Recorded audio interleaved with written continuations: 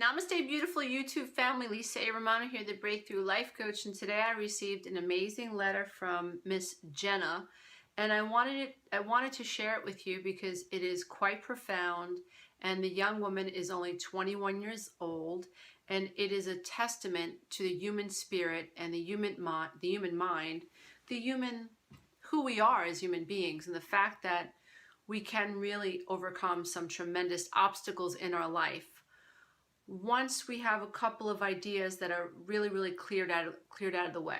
So here we go. Dear Lisa, I am 21 years old. I was put up for adoption immediately after I was born. I have lived in 10 different foster homes. I was finally adopted when I was 12 years old by an amazing couple, but no matter how much they tried to love me, I never felt like I was good enough. I had spent so much time being shuffled around from family to family that I never felt safe. I was verbally, emotionally, and sexually abused as well. One of my foster mothers actually told me she only took me in for the money she received to do so. It broke my heart. In one home, I was made to sleep on the floor in a hallway while my foster parents' children slept in their own beds and rooms. The crazy thing is, I used to think it was my fault this all happened to me. I've been following your YouTube videos for a year now, and only because of how you say it like it is was I able to understand that none of this crazy shit was my fault. It's not my fault I was given up for adoption, suffered attachment trauma, never felt safe, lived in survival, or got abused. Literally none of it. I cannot tell you how amazing it is to understand myself and to know why I self-harmed until I was 18 years old. It all makes sense. I make sense. I'm not crazy. I had a belief running that I was not good enough. That was my inner reality, and I attracted people who abused me and never made me feel good enough. Gosh, Lisa, how do I even begin to thank you? I'm writing to tell you I am in college now, studying my deserving ass off, and I'm going to graduate with great grades. I'm studying to be a journalist. One day I hope to meet you and give you a great big hug. Your words help me. Know me, the real me, and to know that I am enough. Just thought you'd like to know you've helped someone you don't even know. Love, Jenna. So, profound, right? 21-year-old kid. Please don't be offended, Miss Jenna, or anyone who is watching this YouTube video who is that young. I am 52, so someone who is 21 is a child to me, or a young adult, let's put it that way. But to me, you're a kid. Amazing to think that a young woman at this age of 21 years old has discovered that in spite of her past, painful past, that this darling human being, and we're all darling human beings, is enough. That in spite of being tossed around and shuffled around, that in spite of being treated less than, in spite of being used as a source of income, in spite of her feeling like she was undeserving, and in spite of her growing up believing that everything that happened, including her being given up by her mother, was not her fault. That in spite of all of it, she learned to believe that she was enough. Crazy, right? It's amazing to me, and I relate so much to this letter, and I'm sure all of you do too, or many of you do, to this idea that until we wake up, we really believe, many of us believe, that the drama that we have tolerated was our fault, that somehow we were deserving of being abandoned, abused, and criticized. So oftentimes I hear people say, men and women say, that when I was in a narcissistically abusive marriage, I thought that this was the way it was. I didn't think that I had a right to say no. I didn't think that I had a right to question my happiness. Like I wasn't happy and I knew I wasn't happy, but I didn't think I had a right to be happy. I didn't know that I could ask myself, am I happy? What would make me happy? I didn't know. And this becomes a paradigm. And a paradigm is essentially a set of beliefs, a set of ideas. And through repetition, observation, and consistency, of this one belief that we are not good enough. And don't all children think that they're responsible when their parents don't love them? Of course we do. Because in assuming responsibility for it, we think we have some control over it. So if mommy doesn't love me today because, I didn't eat my oatmeal, maybe tomorrow if I'm really, really good, and if I get really, really quiet, and if I stay in my room and I don't ask for too much, maybe tomorrow she'll love me. Maybe tomorrow she'll see me.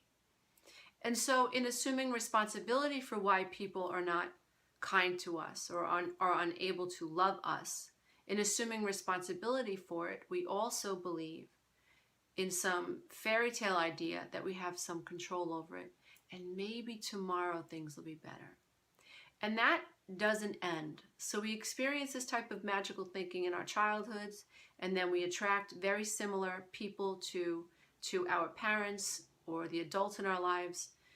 In our childhoods, the adults that were in our lives when we were children, we attract these type of people as adults. And the paradigm unfolds again, very much like a hologram.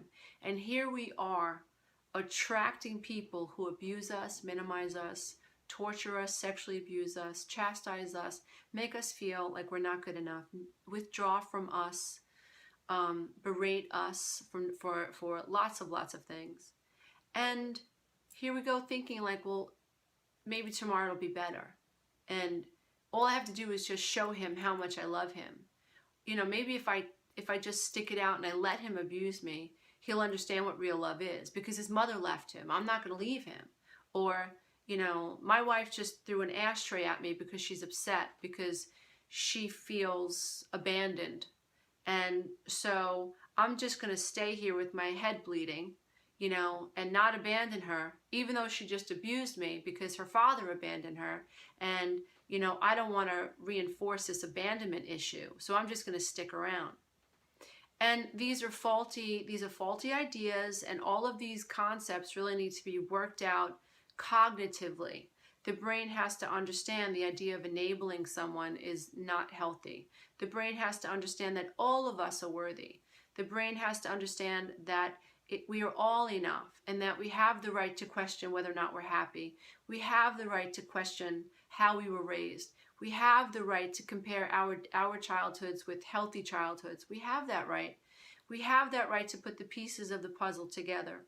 We have that right to feel our feelings, to identify our belief systems, and to change the paradigm. We have that right. Now, a lot of people talk about what's wrong, right? A lot of people talk about, well, the problem is you've got a bad paradigm running, or you've got a bad belief system running. But not a whole lot of people tell us what the hell to do about it. A lot of people say, oh, you're not integrated.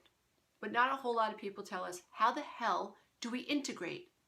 If I'm afraid to feel my feelings and my brain associates pain with that, then naturally my brain is going to have me run away from my feelings, which leads to self-harm, which leads to drinking, which leads to codependency, which leads to love addiction and porn addiction and dating app addiction. You name it, right?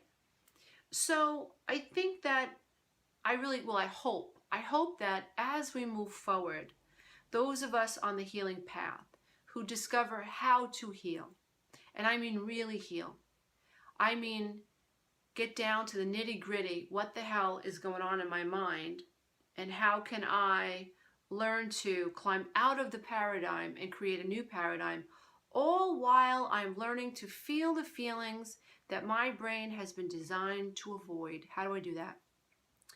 And if you follow my work, you will, and you watch the videos, I have probably about 350 videos on YouTube. This is what I've tried to offer all of you here on YouTube. I've tried to teach you, A, what's wrong, B, that you're enough, C, it's not your fault. It's not you, it's your programming. And what you can do every single day to help dismantle these old paradigms and create new belief systems that are built on sound understandings. So I just want to say thank you to Miss Jenna.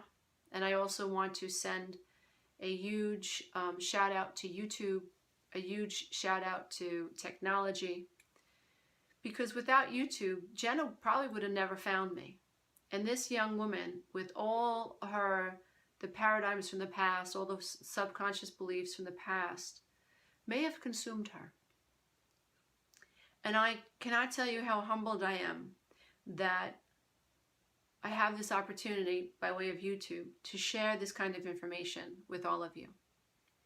And I just want to continue to motivate and inspire anyone out there who has grown up believing that you were not enough and that the not enoughness that you experienced was your fault. If you have suffered attachment trauma, if you have felt rejected by the people who raised you, then you have suffered an attachment trauma. And your brain is designed to seek connection.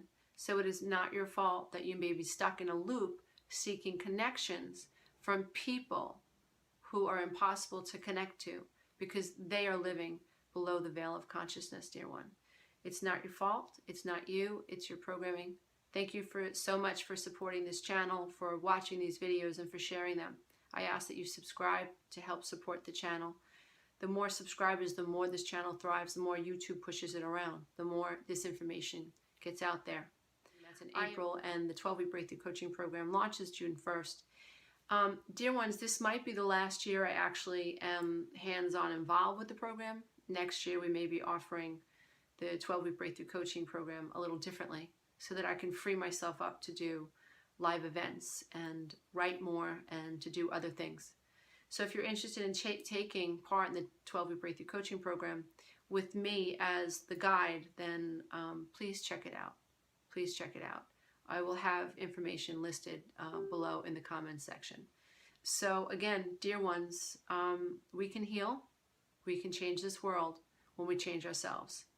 We do not have to be victimized by the old belief systems or the old paradigms of the past. We are human beings, we have a prefrontal lobe, and we have the ability to undo what has been done. It is not easy. It hurts like hell to learn how to feel the feelings and the emotions that that our brains have been designed to avoid. Hurts like hell, but we have to learn to integrate. We have to learn to stay in our bodies. No longer can we avoid our bodies. Our bodies are beautiful. Our bodies are amazing. I don't care what size you are, what size your pants are. I don't care. I don't care what your body size is. It's not about body size. It's about the idea that our human body is absolutely miraculous. It is absolutely miraculous. And it has been downloaded with feelings and energy. And if we use our mind enough, we can learn how to allow our bodies to express and to feel, and to allow our bodies to the permission to release the energies that have been stored in our ethereal bodies. We can do that, dear ones. It's not easy, but we can do that. So thank you so much for allowing me to come into your hearts, into your minds today. May you be blessed today and always. And may you always know that you are enough, no matter what anybody else says. May you know that no matter whether or not someone else validates you, you must know that you are valid. You are valid, dear one, and you are enough. And today, as always, I am bowing to the absolute love and light that is in you. There is a love and there's a light that is in you. Dear ones, namaste. Bye.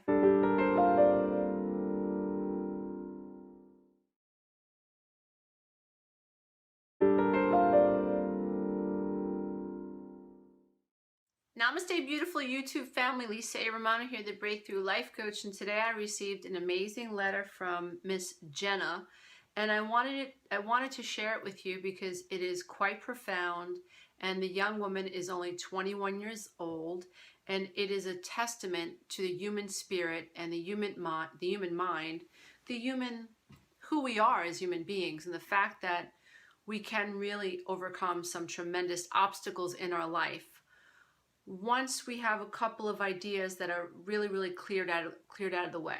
So here we go. Dear Lisa, I am 21 years old. I was put up for adoption immediately after I was born. I have lived in 10 different foster homes.